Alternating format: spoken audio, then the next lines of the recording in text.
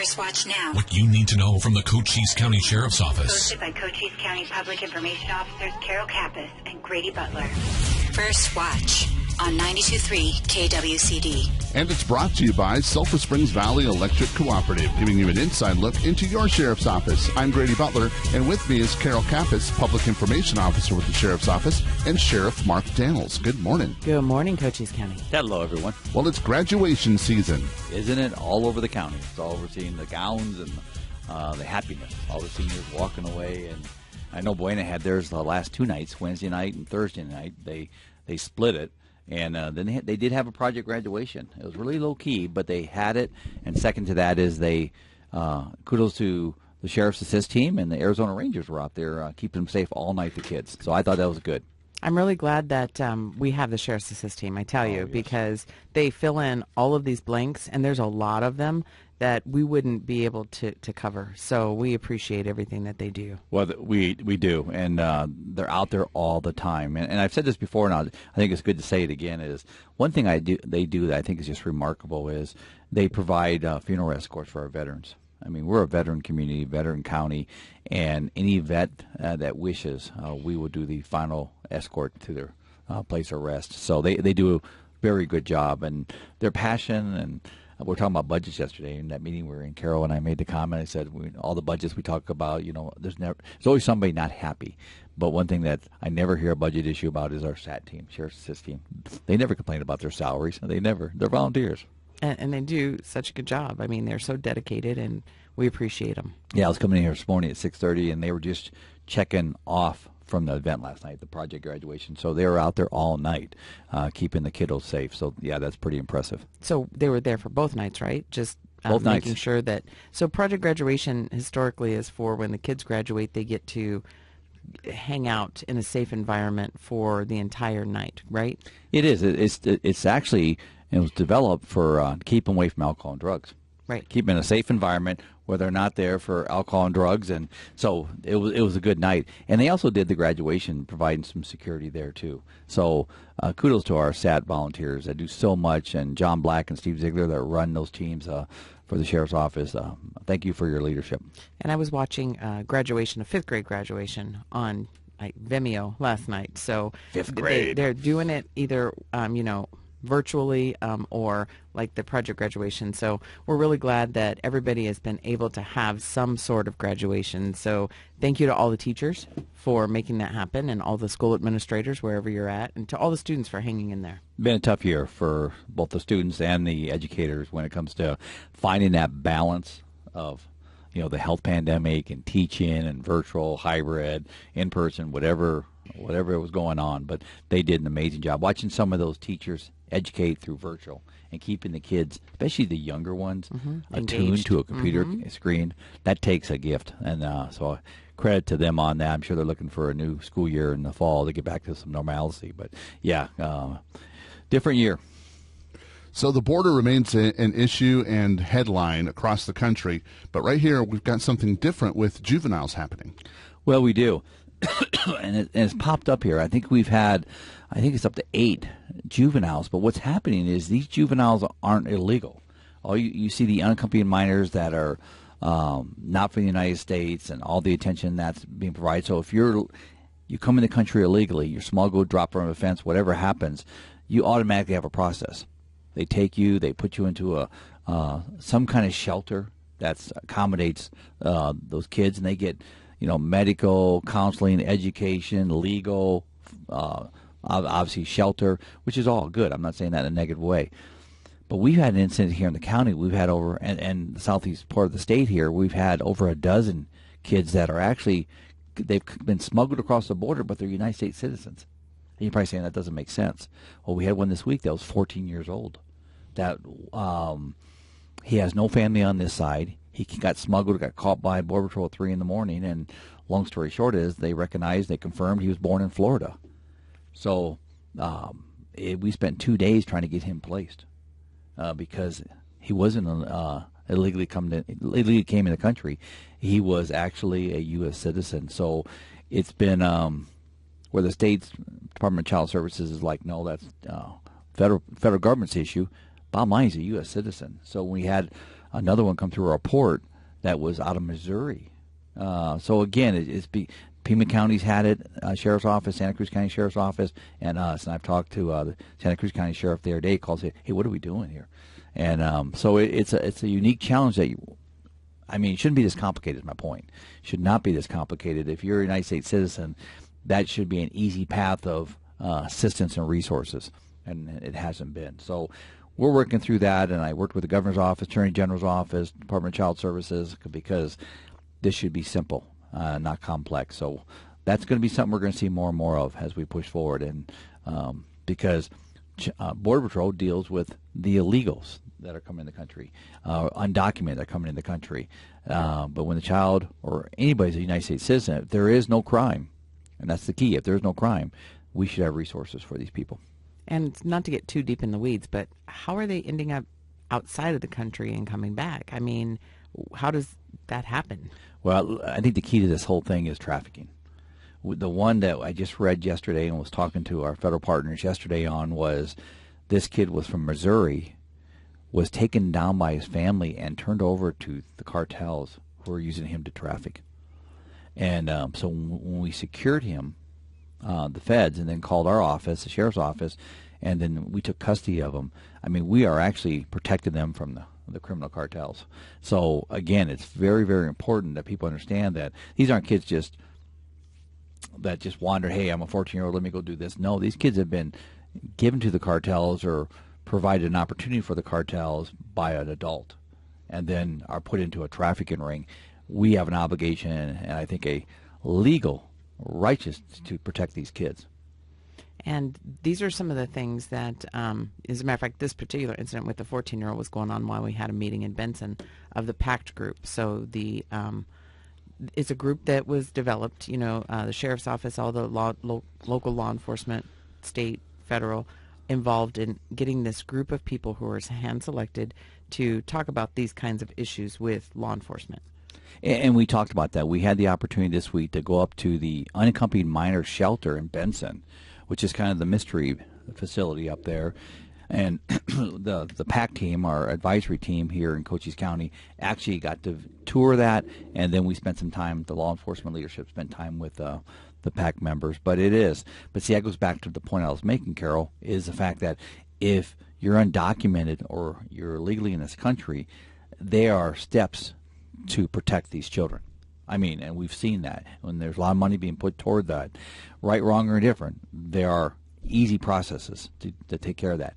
But if you're trafficking as a U.S. citizen, it becomes very complicated. I think that's backwards. I truly think that's backwards.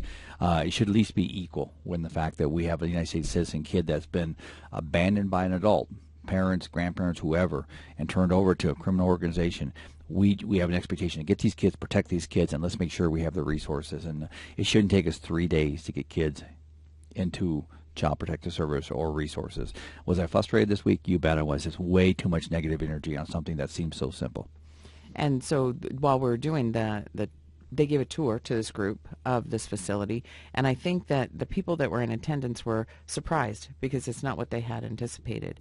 Chief Moncada was there, explained some of the dynamic around that and some of the thought processes of people who live in and around that particular area.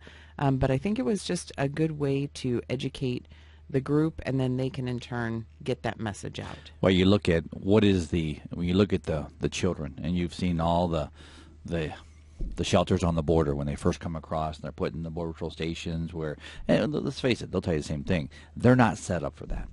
They're border secure, they're law enforcement, but they're diverted to deal with these issues and become child care. So the media exploits that in such a negative way, both toward the agents and toward the situation. Border Patrol didn't create it, let's face it, but they're being hit on it really hard. And it's been it's what happens when you insert negative politics and agendas into this. But so that's what people have the vision of these kids. But what we have here in Benson is just the opposite. And that's why I think it's important to make sure we're getting the facts out there, what's going on, how these kids, once they're transitioned from the border into these shelters, it's a whole different story. And you look at the shelter they just built in Tucson. If you're up by the Tucson airport, they just built a huge soft shelter up there that is very impressive. It really is. Supposed to house 500? Yeah, I think it's 500. It actually can house 1,000, but I think it's down to 500 because the COVID standards going on right now. But it's a huge shelter, very big. And kids is something that you hold close to your heart. And today you've got a youth camp that's going on that you get to participate in. Yeah, kudos to Monica Rawlings to put this together and other educators in the community. And it's a youth camp. Starts today, and it's also for tomorrow. It's 2 different days, 2 different groups, and they have everything from healthy eating, outdoor activities, zip lining. I'm not sure what that's going to happen there. And you're going to try it? No, I'd probably break it. No, it wouldn't be good. Cyber safety, and I'm going to welcome the kids this morning at 9 o'clock, and then tomorrow morning again at 9 o'clock. And so, again, it's anytime you bring kids together and exploit opportunities for them, I think it's a positive thing. It is. It looks like they have a ton of stuff that they are doing, and it's a youth camp. It's no cost to, I guess, the parent. Sierra Vista Arts Academy, and they're in Hereford. So it's going to be today and tomorrow. So, again, they're even having cyber safety, which is important, talking about all the things that impact our youth today. So good for you for being out there. Well, it's an opportunity. It is. I mean, it's an opportunity for us and law enforcement to be out there with them. And I know the fire department's going to be out there. They'll probably be leading the way, and others. But just kidding. That's to all my firefighter friends. And it is. I think it's positive because if the kids aren't here, where are they going to be? And they'll be idling somewhere. I think it's important to get these kids out there. And the more they learn, the more opportunities they can grow from. So I just think it's great. And speaking of how much you're dedicated to kids and make sure that we are out there in the community outreach portion of it for everyone in our community and especially focused on our youth, we need to mention just 3-year-old Allie. She turned 3 years old on Tuesday, and they had the drive-by for her. The fire department was there. As a matter of fact, they were first. They were first on scene. I think they got at out the house. Yeah, but that was a birthday parade for the little 3-year-old. It's an awesome event that you coordinated there, Carol, and Sierra Vista PD, Sheriff's Office, Border Patrol. Then they got the fire department. They showed up early. I guess that was just by accident. Just kidding to our friends over there. But it was great. I saw it on Facebook. And, I mean, it's neat when you can see a 3-year-old that just embraces public safety like she was doing and the family. And that's a win-win. There's some people criticize, oh, you should be out doing other things. Well, I'll argue with that. I mean, if we don't have calls for service and we got a few minutes to go over there and put a smile on a kid's face, let's do it. Well, sure. And her family are in Border Patrol, dedicated to the mission and haven't been able to be at home for a couple weeks. So it was really important for the family that she had something like this to kind of bring everything together. And Border Patrol actually did the organization reaching out with Todd Linendahl and getting everything done. But I'll tell you, it was something to just be there and just see her. And she did end up getting, I don't know, it was a Freudian thing. She got some chalk to draw on the concrete and whatnot from the sheriff's office, and it was donut chalk. And of course the Border Patrol had to point out that of course only the sheriff's office would give donut chalk to a kid. So I don't know, there was a correlation there. It was just subliminal. But see, they're probably out there purchasing it right now. Can we get some of that donut chalk? So don't let them kid you. Don't let them kid you. Sierra Vista PD's probably got it too, I'm sure. They probably do. Tim Walk was in the studio with us, our sergeant over at Sierra Vista PD. I had to say that. So Wednesday you were talking to the Rotary Club. Yes, the Sunrise Morning Rotary on Wednesday. I went over there at 6:30, and I told them right off the bat the reason I'm not a morning Rotarian is the fact I can't get up this early. I'm not a morning person, but what a great group, it truly. And they actually were very instrumental in Project Graduation at Buena. So they were talking about that while I was there. But I spoke to them, talked to them about some updates, and it's just nice getting back face-to-face and start seeing our community members again. And so it was a really good time, and a lot of good members there at the Rotarians. And again, they do a lot for the community. July 4th's coming up, and they do a lot there for the fireworks and also the events in the park. So kudos to our Rotarians out there. Let's talk about the article that's in the newspaper today.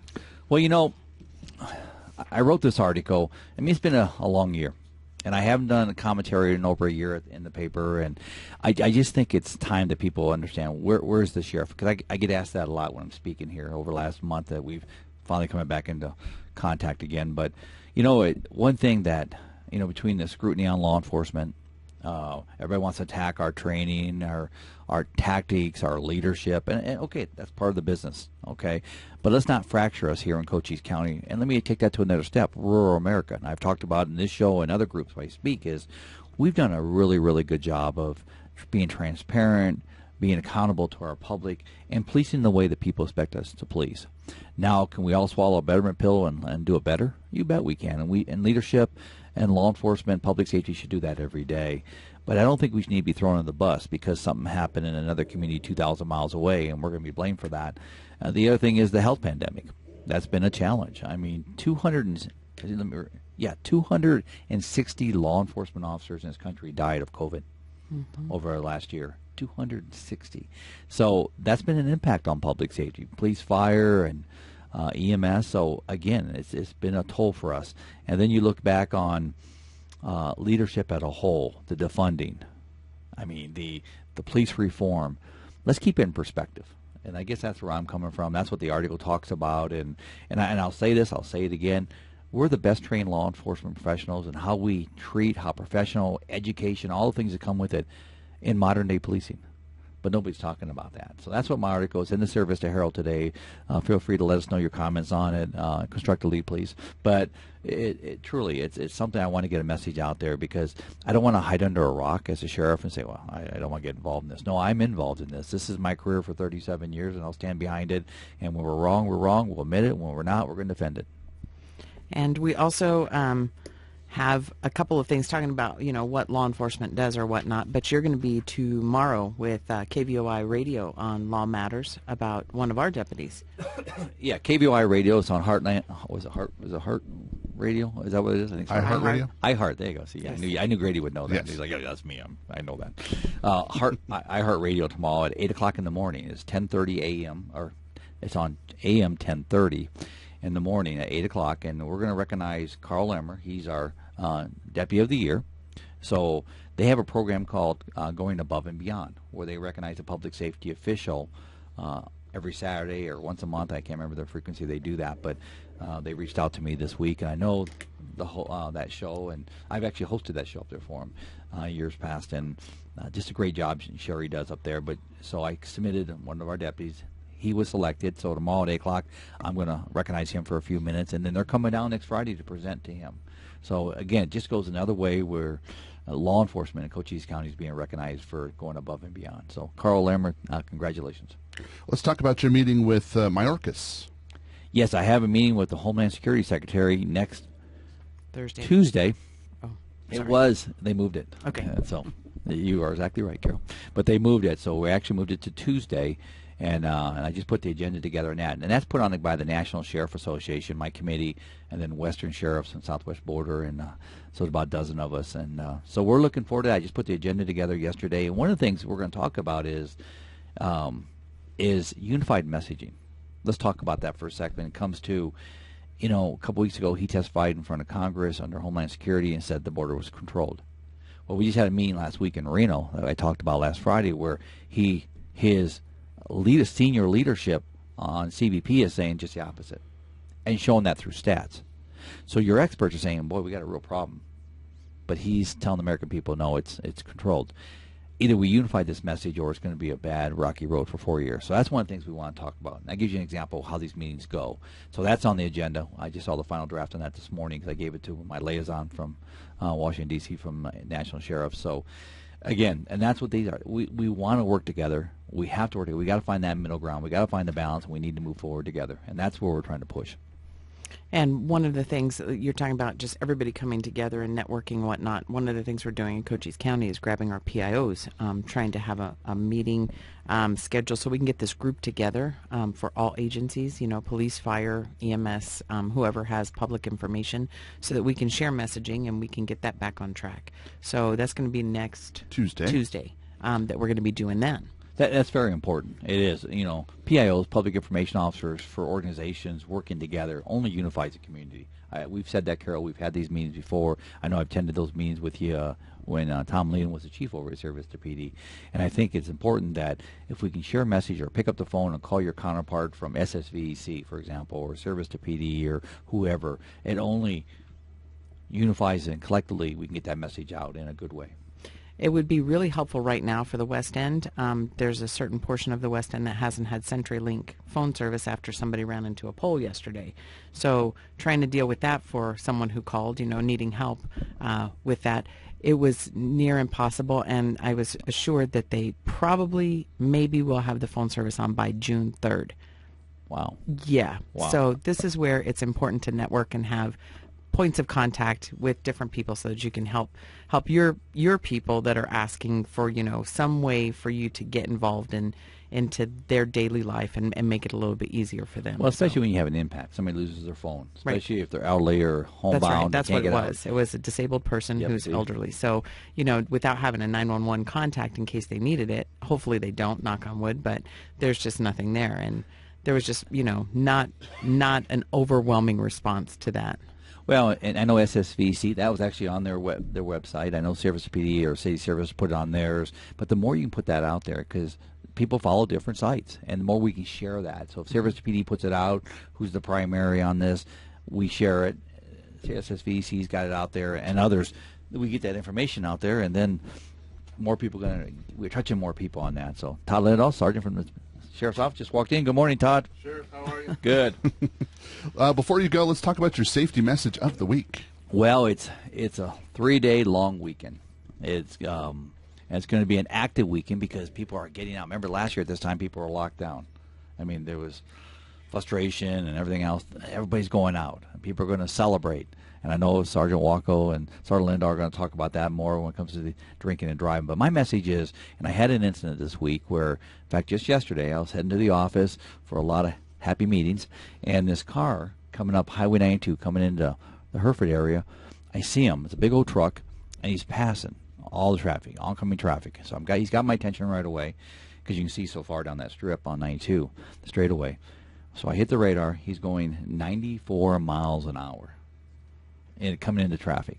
So I ended up stopping him and took a little bit, walked up, and when you have somebody driving like that, I mean, there's a lot of concerns that go through a law enforcement officer's mind, but when I walked up, he expressed to me he's having a very, very bad morning, and he used some words I won't put on this radio because it is FCC guided. That's right, yes. And but my point is, we can't drive emotional. We truly, if we're having a bad day, we're having an argument, we're having a debate, just the day's not intact the way you want it, you can't get behind the wheel and drive that way. And I tell people all the time, there's two things that cause concern for me as drivers: when they drive personal agendas or they drive emotions. And we got to be careful. This weekend's going to be a lot of traffic out there. There's going to be a lot of probably frustrated drivers because we haven't seen this for a year. So we got to just take a breath, slow down, obey the traffic laws. I'll say it. I know it's going to be reinforced in a minute, but don't drink and drive. I mean, that just enhances what I'm talking about. But don't emotionally drive, and don't drive when you're upset. Well, yeah, and because you're behind a 2,000-pound weapon is what it is. So you're not going to just hurt you, you're going to hurt a lot of people around you. Well, and I got to tell you a sad story, and this is a personal story with me, and Sheriff Kieran Donahue, who's a good friend of mine. He's been down in Cochise County, and I just saw him last week, and he's a sheriff up in Idaho, and I just saw him on the news with this too, and it was a really heartbreaking story, but his nephew, 20-year-old, ranching family up there, was killed by a drunk driver, and he's driving a semi. It blew over at a T intersection, blew the stop sign, T-boned the pickup truck that his nephew was in, killed him. The driver had a .22 blood alcohol. I mean, what a sad, senseless, avoidable scenario. So when Sergeant Walko talks to you here in a few minutes about drinking and driving, or Buckle Up by Sergeant Lindahl, all the safety messages you're going to hear here in a few minutes, there's a reason we get on these radios and do this kind of stuff, and the reason we go out and enforce the law the way we do. And you want to make sure to express, Memorial Day messages for all of our community. Right. As a fellow vet, and to all our veterans that have paid the ultimate sacrifice, we'll be honoring them on Monday, and to all our vets out there, I mean, thank you for securing our freedoms and liberties to all our veterans.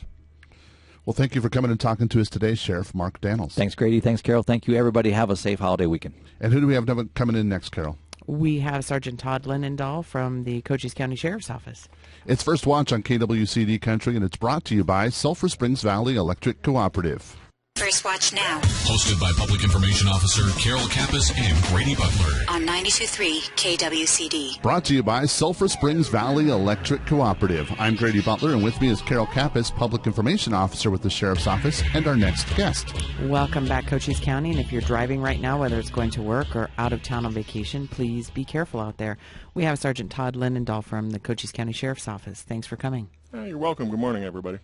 So what we're talking about is the click it or ticket details. So not the detail, the campaign. So tell us a little bit about what that is, where it came from, and what the expectations are for the people on the roadways in Cochise County. Sure, absolutely. So click it or ticket, or I think it's officially called Buckle Up Arizona under the Governor's Office of Highway Safety. But it's a campaign that was started by NHTSA, the National Highway Traffic Safety Administration.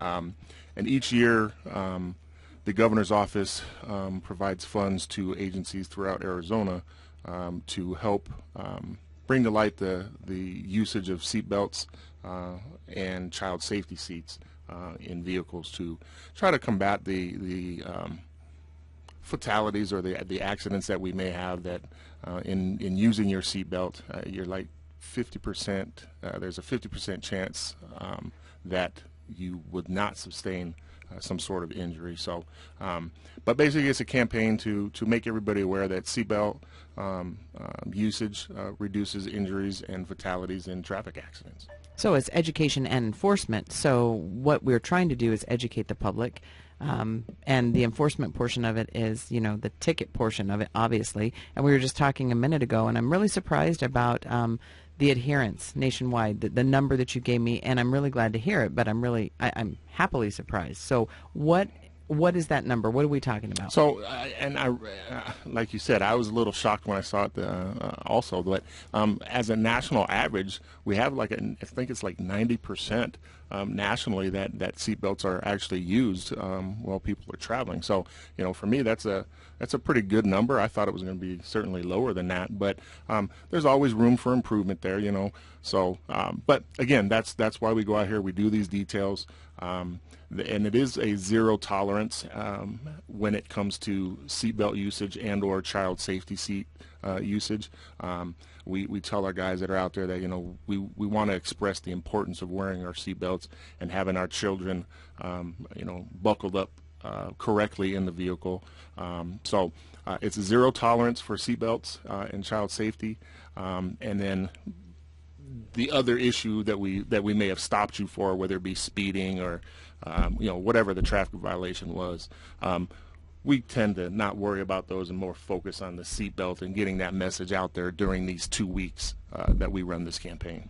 So it's critical that they do things. I don't know if it's thanking the car companies for putting the little dinging noise on if you don't it is put annoying. It is, and that's why I think that the seatbelt usage is up, but it's good because we were just talking again a minute ago about the kids behind the shoulder, that used to be a thing, but it's really important that you have the child safety seats, and we're really fortunate that Governor's Office of Highway Safety gives us funding to do this type of a campaign. Absolutely, yeah, and they're a great partner with us and all the agencies throughout Arizona, whether it be for DUI enforcement, aggressive driving enforcement, click it or ticket. They really enable us to go out there with some funding that we may not have had through our budget or whatever, and be able to go out there and enforce these DUI laws, the aggressive driving laws, our seatbelt laws. So they're an important part of our law enforcement community in Arizona. And with them doing that, it's not that we won't be out there anyway looking for people who are not wearing their seatbelt and having their children safely secured, but this gives us an opportunity to have additional eyes and ears. I mean, dedicated people, their job focus for this detail is to just specifically focus on that, so that's a good way to do it. Absolutely, yeah, and like you said, that's not that we don't look for seatbelt or lack of obeying the traffic laws in Arizona while we're out there patrolling or whatever else we may be doing. However, this, like you said, allows us to have additional officers out on the street that their sole focus is traffic enforcement and specifically looking for these violations of seatbelts and child safety laws. And it's all about education and educating drivers. So let's talk about what is the law for seatbelts in Arizona. All right. Well, the first one is the front passengers of the vehicle are required to have their seatbelts on. There's no, if you're 16, you don't have to have your belt on if you're a front seat occupant or driver. You have to have your seatbelt. That's the bottom line there. If you're in the rear seat, then those are not required to be buckled up unless you are less than 16 years old. We advocate that everybody in the vehicle should have their seatbelt on. I mean, obviously, but the law is what it is and only allows us to kind of enforce that front seat passenger. Or should there be a child in the car that is not seatbelted in, and believe it or not, you see that see that a lot more than I wish to see it, where the kids are jumping around in the back seat and they're not buckled in at all. So I will tell you, one of the law in Arizona, the seatbelt law is not a primary violation, which means if we are driving next to you, we see that you don't have your seatbelt on and you're in that front seat area, we can't stop you for that violation alone. We have to have another violation to stop you for. So it's called a secondary offense violation. However, when it comes to the child seat or safety restraints, if they're bouncing around in the car, that is a primary offense where we can stop them and certainly issue tickets or address the need for them to be in their restraints.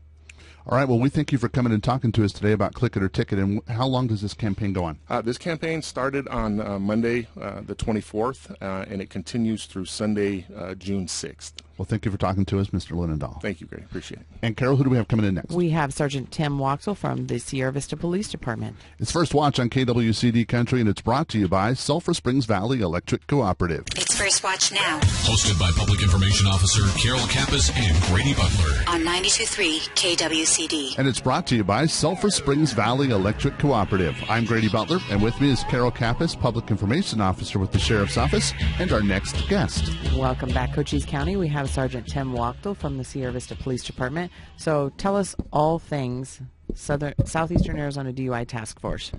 Correct. And first of all, good morning, Cochise County. Just want to give everybody a heads up that the Southeastern Arizona DUI Task Force, we will be out tomorrow night, May 29th, from 7 o'clock until 3 o'clock in the morning due to the upcoming Memorial Day weekend. So you'll see, if anybody's out and about Saturday night, you'll see several agencies, Sierra Vista PD, Department of Public Safety, Cochise County Sheriff's Office, Bisbee Police Department, and Wachuca PD. We're all getting together and performing a saturation detail around Sierra Vista, just out there looking for the impaired drivers. And Grady's going to be on that. I'll be out there somewhere, yeah. That's right. So you'll be floating around with our guys out there somewhere. And, it's really important. Coincidentally, tomorrow they're having a deal in the park with a festival. I think it's Beer Wine Tasting Festival. Please make sure you have your designated drivers. It's going to be hot. You're going to be out there doing all these tastings, and you might just get overexcited about going down that road. So make sure you walk or have a designated driver. And that's correct. That ends at 7 o'clock tomorrow night, is with same time that we begin. So again, I just like we talked about before, I'm not threatening anybody. I'm not trying to scare anybody. I'm just trying to educate people that if you plan on going to any of these events that are going on, and like you said earlier, enjoy yourself, but do it safely and plan ahead. That's the key thing, is to plan ahead. You know what you're about to do Saturday night. I mean, any night, but in more in particular, Saturday night we'll be out there. So just plan ahead and be smart about it. And you just mentioned that you're not threatening people, you're trying to educate. And that's why you're here on the show, because you want to let people know that you're going to be out there. Why do you make sure everybody knows that you're there? Basically, education's the key. I mean, education really, just like Sergeant Lindahl mentioned about the seatbelt. It's safety. It's educate. I want to let everybody know. Yes, we'll be out there, but we are giving everybody heads up. We'll be out there. So just plan ahead and do the right thing. It's important that you're not tricking people. I mean, and that's one of the things, when people talk about speed traps and talk about all these kinds of things, it's not that. That's not the goal and focus of the DUI task force. It's just to make sure simply that you're out there to stop people from hurting others. And with all of the agencies involved, it's a great combined effort, coordinated, and we appreciate that you're out there and you're giving people plenty of notice. Please just don't drink and drive. One of the things that you hear it on the radio, you see it on TV, there's don't drink and drive stuff everywhere. So how much do people actually still drink and drive? Quite a bit. I mean, I'll give you a good example. Is this morning, just before 2 o'clock this morning, I was working. We get a phone call from a DPS, a relay message that a vehicle is traveling traveling westbound on the eastbound lanes on Coronado and the bypass. 2 o'clock this morning, not much was going on, so most of us working this morning were able to get out there pretty quickly. We did catch up with the vehicle. It actually crashed in the area of 7th and the bypass. If that individual who called in is still out there listening to us, thank you very much. This individual was driving the wrong way. Okay, he was traveling westbound, eastbound lanes, crashed his vehicle, and he blew well over 2 times the legal limit. So it could have been a lot worse. Obviously he was headed home. And again, thank you for that individual who called it in, because we can't be everywhere. And so again, thank you for everybody who does call these reports these incidents to us. So yeah, see something, say something. That's what we want. And so you're going to be out this weekend. We want to thank everybody that's involved in this, all the agencies that come together to make this happen and to keep our area safe. And remember, there are so many alternatives to getting behind the wheel while you're drunk. I mean, you can call a cab, you can call a friend, you can call an Uber. Just plan ahead, and you won't have to make that decision right then. That's correct. There's so many things you could do these days. There's so many people you can call. There's, the taxis, friends, you name it. Again, plan ahead. That's all I ask is plan ahead. Well, Sergeant Wachtel, we thank you for coming and talking to us today. Well, thank you, and I'd also like to quickly thank the Governor's Office of Highway Safety for helping us out. And more importantly, Papa John's is providing us dinner. So thank you, Papa John's. Thank you, Sergeant Wachtel. Carol, tell people how to get a hold of us at the Sheriff's Office. So if you need to talk to us live and in person, you can give us a call, 520-432-9500. We'll make sure we get your questions answered or get you where you need to go. You can join us on social media at our Facebook, Cochise County Sheriff's Office, Sheriff Mark J. Daniels. You can hit us up at the same place for our Instagram and Twitter, or you can go on our webpage at cochise.az.gov/sheriff. It's First Watch on KWCD Country, brought to you by Sulphur Springs Valley Electric Cooperative. You've been listening to First Watch with the Cochise County Sheriff's Office. Hosted by Cochise County Public Information Officers Carol Kappas and Grady Butler. Join us again next Friday morning, 7 to 8 a.m. First Watch. What you need to know from the Cochise County Sheriff's Office. Only on 92.3 KWCD. Careful.